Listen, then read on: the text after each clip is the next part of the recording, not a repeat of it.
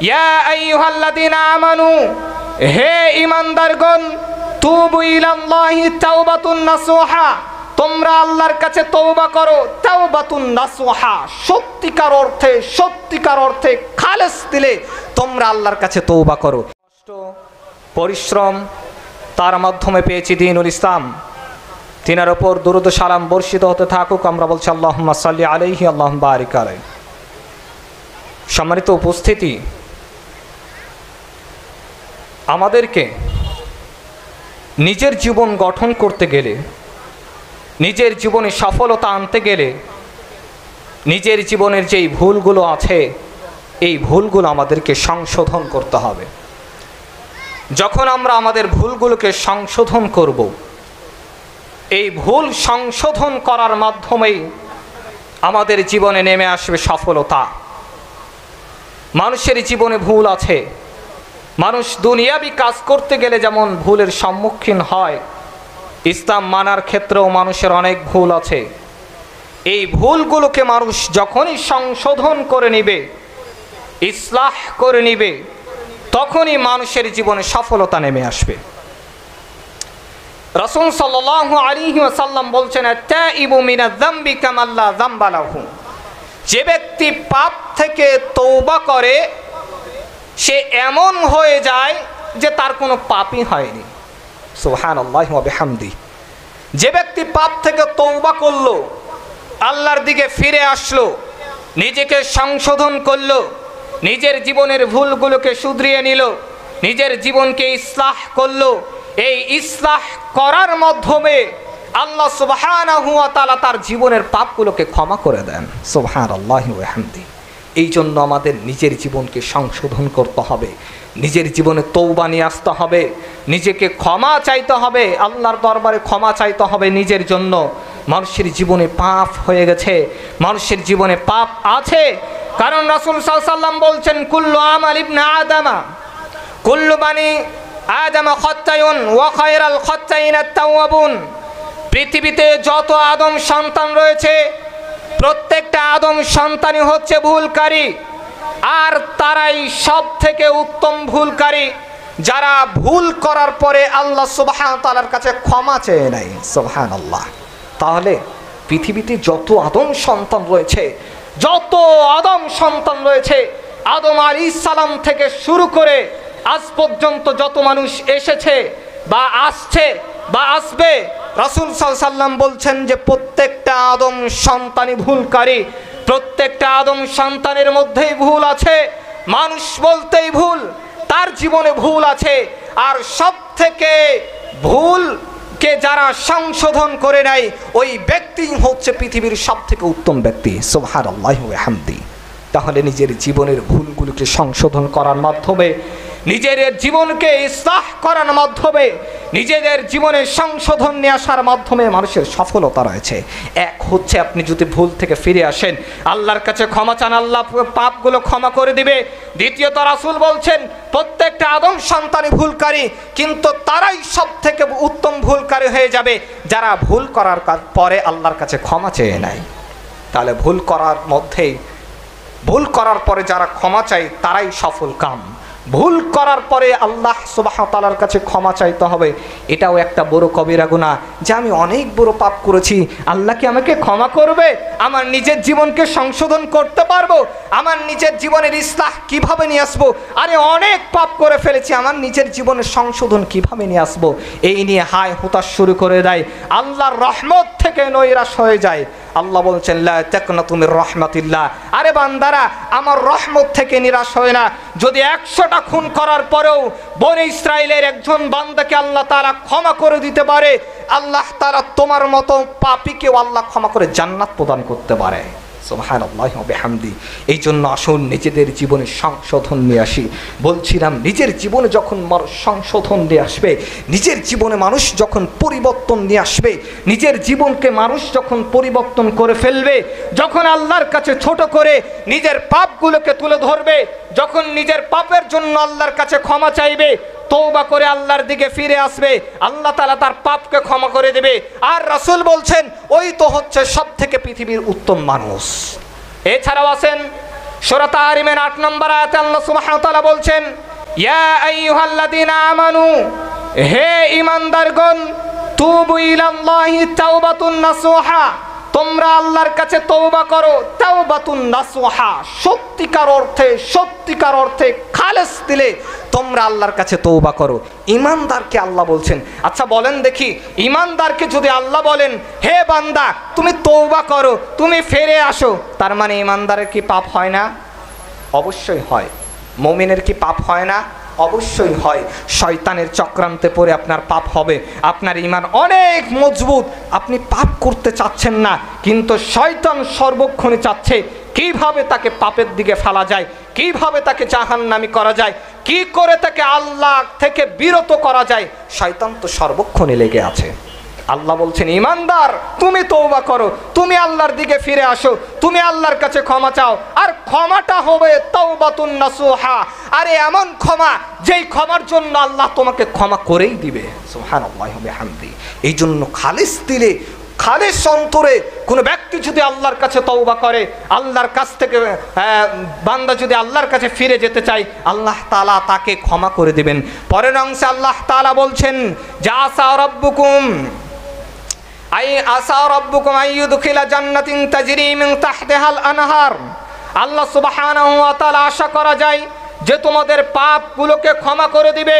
শুধু পাপগুলোকে ক্ষমা করবে তাই নয়, ওয়ায়ুদখিলকুম জান্নাত, এবং তোমাদেরকে এই ভুলগুলোকে সংশোধন করার মাধ্যমে, আল্লাহর দিকে ফিরে আসার মাধ্যমে, আল্লাহর কাছে ক্ষমা চাওয়ার মাধ্যমে আল্লাহ সুবহানাহু ওয়া তাআলা ওয়ায়ুদখিলকুম জান্নাত, তোমাদেরকে জান্নাতেও প্রবেশ করাবে। সুবহানাল্লাহি ওয়া বিহামদি।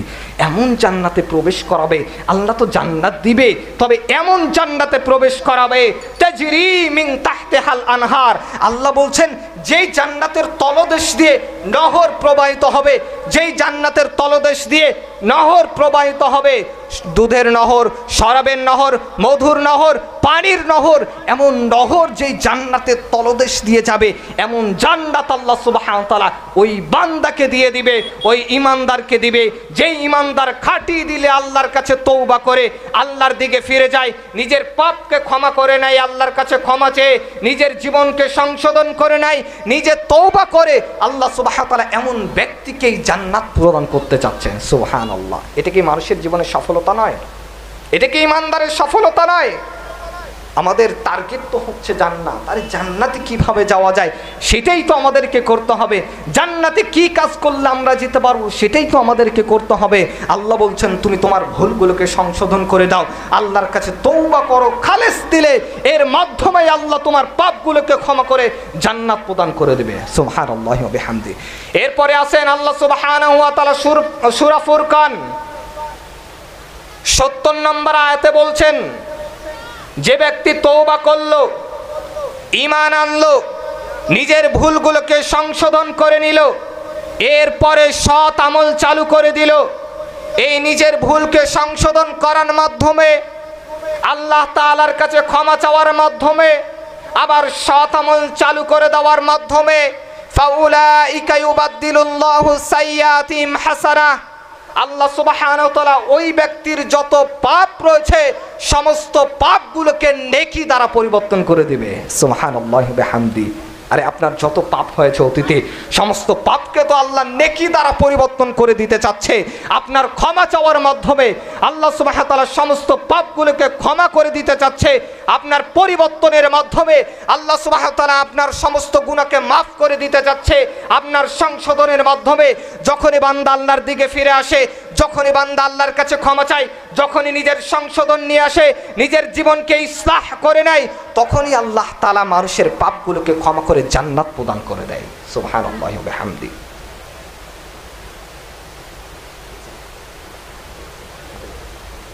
তো সম্মানিত উপস্থিতি, বলছিলাম নিজের জীবনে ইসলাহ নিয়ে আসতে হবে, সংশোধন নিয়ে আসতে হবে। মানুষের জীবনে ভুল, অতীতে ভুল যতটা কম ছিল, এখন মানুষের জীবনে ভুল আরও বেড়ে গেছে। অতীতে যত পাপ কম ছিল, এখন পাপ তার থেকে বেশি বেড়ে গেছে। এখন সমাজ এমন হয়ে গেছে, প্রত্যেকটা জায়গায় পাপের কাজ। এই জন্য আসুন আমাদের নিজেদের জীবনকে সংশোধন করে নিই। আমাদের যার উদ্যোগে এই মাহফিলটা, সাপ্তাহিক ইসলাহে বৈঠকের উদ্যোগে, কুয়েতি মসজিদ আমাদের একটি সাপ্তাহিক ইসলাহি বৈঠক রমজানের আগে থেকেই চালু হয়েছে, যেখানে সর্বসাধারণের জন্য প্রতি সপ্তাহের সোমবার আলোচনা শোনার ব্যবস্থা আমরা রেখেছি, যাতে মানুষ সংশোধন হতে পারে। এই যে সাপ্তাহিক ইসলাহি বৈঠক নাম দিয়েছি, এই ইসলাহ হচ্ছে আরবি শব্দ, আর এর বাংলা হচ্ছে সংশোধন। আপনার নিজের জীবনকে সংশোধন আপনি কিভাবে করবেন, এই জন্য আয়োজনটা করা হয়েছে। কিন্তু আফসোস লাগে, মানুষ পাওয়া যায় না। বক্তা নিয়ে আসি বাইরে থেকে, অনেক জায়গা থেকে আলোচক নিয়ে আসি, কিন্তু আলোচনা কে শুনবে এটাই পাচ্ছি না। তো আমাদের এই সাপ্তাহিক ইসলাহি বৈঠকের উদ্যোগে আজকের যে মাহফিল, এই মাহফিল আপনার নিজের জীবনকে সংশোধন করুন। সেই তো সব থেকে বড় ধ্বংস।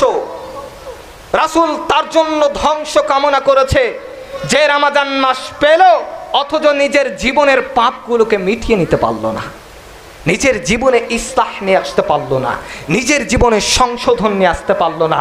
যে নিজের জীবনে সংশোধন আনতে পারলো না, ইসলাহ নিয়ে আসতে পারলো না, পরিবর্তন হতে পারলো না, রমজান মাস পাওয়ার পরেও যেই যুব সমাজ পাপকে ছাড়তে পারলো না, যেই মানুষেরা পাপকে ছেড়ে পরিবর্তন হতে পারলো না, যারা নিজের ভুলকে সংশোধন করতে পারলো না, রাসূল ওর জন্যই ধ্বংস কামনা করেছে।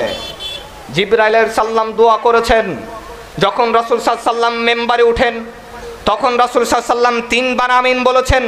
সাহাবীরা জিজ্ঞাসা করলো, ইয়া রাসূলুল্লাহ, এমন তো কোনোদিন আপনি করেননি, হঠাৎ করে 3 বার আপনি আমিন বলতেছেন। তখন রাসূল সাল্লাল্লাহু আলাইহি ওয়াসাল্লাম বলছেন, শোনো, জিবরাইল আলাইহিস সালাম এসে আমাকে বলছিল যে আপনার ওপর দুরূদ পড়বে না, ও ধ্বংস হোক। যে পিতামাতার খেদমত করবে না, ও ধ্বংস হোক। যে রমজান মাস পেয়েছে অথচ নিজের সংশোধন করলো না, নিজের পাপকে ক্ষমা নিতে পারলো না, আল্লাহ তাকে ক্ষমা করলো না, সে ধ্বংস হয়ে যাক। তখন রাসূল সাল্লাল্লাহু আলাইহি ওয়াসাল্লাম বলেছেন আমিন। রাসূল সাল্লাল্লাহু আলাইহি ওয়াসাল্লাম দুয়াকে কবুল করার সম্বোধন দিয়েছেন। দোয়া করেছেন জিবরাইল আলাইহিস সালাম যে আল্লাহ রাসূল আপনার উপর ও দুরূদ পড়তেছেন, আপনার নাম শোনার পরও ও ধ্বংস হয়ে যাক। আল্লাহ রাসূল বলছেন আমিন। আমি সংবোধন করলাম, সংবোধন করে রাসূল সাল্লাল্লাহু আলাইহি ওয়াসাল্লাম বলছেন আমিন। যে রমজান মাস পেল নিজের পাপকে মিটিয়ে নিতে পারলো না, ও ধ্বংস হোক। এই যে রমজান মাস পেয়েছি, এই রমজান মাসকে কয়দিন আমরা কাজে লাগিয়েছি। অনেক বরকতপূর্ণ মাস হচ্ছে এই রমজান মাস। রমজানের আরবি কি? রমজান রমাজা শব্দ থেকে এসেছে, যার অর্থ হচ্ছে জ্বলে যাওয়া, পুড়ে যাওয়া, তীক্ষ্ণ হওয়া, প্রখর হওয়া, চোখা হওয়া, আগুনে ঝলসানো। কিভাবে পুড়ে যাওয়া, জ্বলে যাওয়া? এই জন্য বলা হয়েছে এই রমাদান মাসকে, যে যখন মুমিন বান্দা একটি মাস এই রমাদানে সিয়াম পালন করে, এই রমাদানে 1 মাস সিয়াম পালন করার মাধ্যমে মানুষের অন্তরে একটা যে খাহেসাত আছে, পাপ করার ইচ্ছা আছে, এই ইচ্ছাটা অনেক অনেক গুণে কমে যায়। যার কারণে এই পাপ করার ইচ্ছাটা কমে যাওয়ার কারণে, এই পাপটা জ্বলে যাওয়ার কারণে মানুষ এই রমজান মাস থেকে অনেক পাপ কাজ ছেড়ে যায়। যার কারণে এই রমজান মাসকে রমাদান বলা হয়েছে। এই রমাদান মাস হচ্ছে আরবি মাসের 9তম মাস। এই মাস অনেক বরকতপূর্ণ। আর এই যে সিয়াম আল্লাহ তাআলা দিয়েছেন, সিয়াম মানে কি? সিয়াম মানে বিরত থাকা। ইসলামের পরিভাষায় বলা হয় আল ইমসাকু আনিল আকলি ওয়াশ শুরবি ওয়াল জিমাই মিন তুলুল ফাজরি ইলা গুরুবিশ শামসি মা আন-নাইয়াতি। ইসলামের পরিভাষায় বলা হয় যে সুবহে সাদিক থেকে সূর্যাস্ত পর্যন্ত, অর্থাৎ সূর্য ডুবা পর্যন্ত পানাহার, যৌন সম্ভোগ হতে বিরত থাকার নাম হচ্ছে সিয়াম। এছাড়াও আরেকটি পরিভাষা উল্লেখ হয়েছে আল ইমসাকু আন কুল্লিল মুফাত্তারাতি মিন তুলুল ফাজরি ইলা গুরুবিশ শামসি মা আন-নাইয়াতি। ফিকহ সুন্নাহর প্রথম খণ্ডের 400 পৃষ্ঠায় উল্লেখ হয়েছে যে সিয়াম তাকেই বলা হয় যে সিয়াম ভঙ্গকারী বা সিয়ামে কটি সৃষ্টিকারী, সিয়াম ভেঙে যাবে বা সিয়ামে কোনো রকম সমস্যা দেখা দেবে এমন সকল কাজ থেকে, বস্তু থেকে, কর্ম থেকে নিজেকে বিরত রাখার নাম হচ্ছে সিয়াম। যেমন রাসূল সাল্লাল্লাহু আলাইহি ওয়াসাল্লাম বলেছেন মাল্লাম ইয়াদা কাওলা যুরি ওয়াল আমালি বিহি ফালাইসা লিল্লাহি হাজাতুন আই ইয়াদা তাআমাহু ওয়া শারাবা। যে ব্যক্তি মিথ্যা কথা ছাড়তে পারল না, মিথ্যা কাজ ছাড়তে পারল না, সে না খেয়ে থাকলেও কি না থাকলেও কি আল্লাহর কোনো যায় আসে না। এই জন্য আসুন রমাদান মাসকে আমরা মূল্যায়ন করি, রমাদান মাসকে অপমান করবেন না। এই রমাদান মাস হচ্ছে শ্রেষ্ঠতম মাস। 12টি মাসের মধ্যে সবথেকে বরকতপূর্ণ মাস হচ্ছে রমাদান মাস।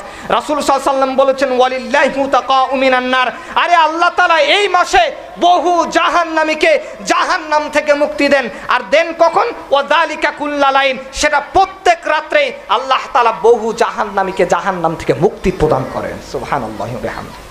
লম্বা আলোচনা করার সময় নেই। রমাজান নিয়ে অনেক লম্বা আলোচনা রয়েছে, সিয়াম নিয়ে অনেক লম্বা আলোচনা রয়েছেন। আমাদের বক্তাগণ আছেন, তাদের থেকে ইনশাআল্লাহ আপনারা অনেক সুন্দর আলোচনা শুনবেন এবং আমাদের দুর্মদিনে শিল্পী গোষ্ঠীও আছেন। তো বলছিলাম যে আলোচনা যেটুক শুনবেন এটুক মানতে হবে আপনাকে। আমাদের মাঝে এই যে রমাদান মাস এসেছে, আবার চলে যাচ্ছে 20 রোজা আমরা শেষ করে দিলাম, আজকে 21 রাত্রি। আয়েশা রাদিয়াল্লাহু তাআলা আনহা বলেন, বুখারী এবং মুসলিম গ্রন্থে হাদিসটি উল্লেখ হয়েছে, রাসূল সাল্লাল্লাহু আলাইহি সাল্লাম বলেছেন, ইদা তাহারাউ লাইলাতুল কদরি ফিল বিচরি মিনাল আশরিল আওয়াখির মিন রমাদান, তোমরা রমাদান মাসের শেষ দশকে লাইলাতুল কদরকে খুঁজো। তোমরা রমাদান মাসের শেষ দশকের বিজর রাত্রিতে লাইলাতুল কদরকে খুঁজো। এই হাদিস থেকে আয়েশা রাদিয়াল্লাহু তাআলা আনহা বলতেছেন যে রাসূল সাল্লাল্লাহু আলাইহি সাল্লাম বলছেন যে তোমরা রমাদান মাসের শেষ দশকের বিজর যে রাত্রিগুলো রয়েছে এই রাত্রিতে তোমরা লাইলাতুল কদরকে খুঁজো। বিজর 5টি রাতের মধ্যে লাইলাতুল কদর যে কোনো একটি রাত্রে হতে পারে।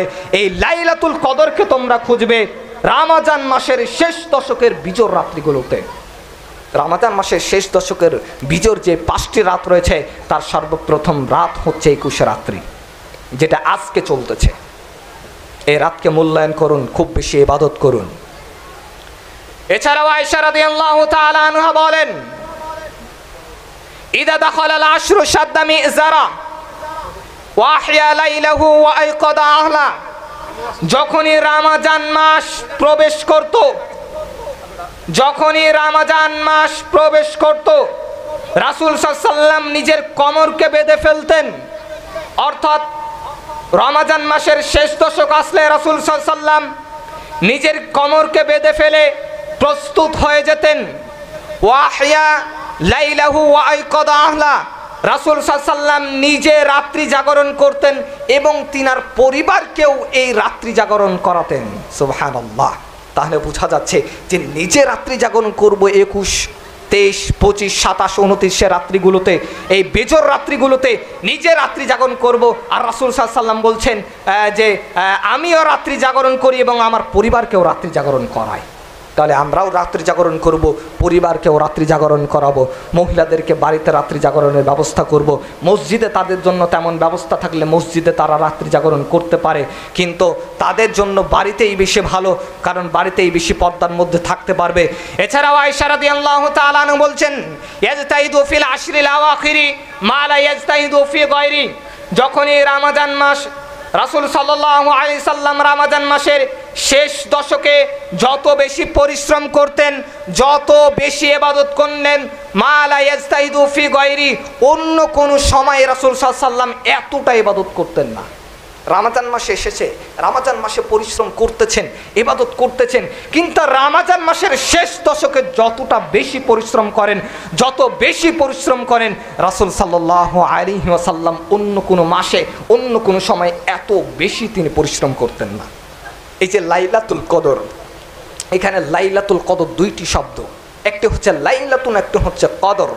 এই 2টি শব্দই হচ্ছে আরবি শব্দ।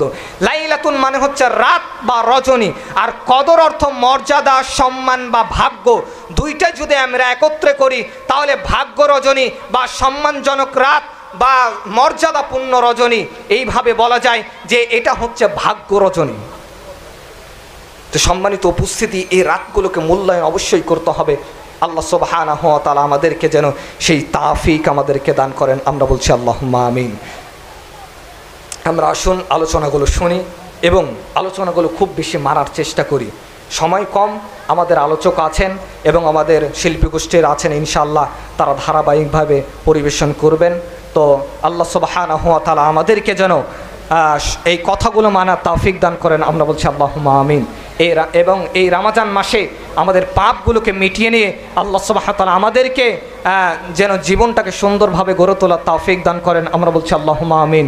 আল্লাহর কাছে দাবি জানাই, আল্লাহ তুমি আমাদের পাপগুলোকে ক্ষমা করে দাও, তুমি আমাদেরকে সংশোধন হওয়ার তৌফিক দান করো। আমরা বলছি আল্লাহুম্মা আমিন। আল্লাহ তুমি এই রমজান মাসকে যে কয়টা দিন আছে এই দিনগুলোকে কাজে লাগিয়ে আমাদেরকে তুমি খুব বেশি ইবাদত করার তৌফিক দান করো। আমরা বলছি আল্লাহুম্মা আমিন। এই বলে আমার সংক্ষিপ্ত আলোচনা এখানেই শেষ করলাম। সুবহানাকাল্লাহুম্মা ওয়া বিহামদিকা আশহাদু আল্লা ইলাহা ইল্লা আনতা আস্তাগফিরুকা ওয়া আতুবু ইলাইক। আসসালাম।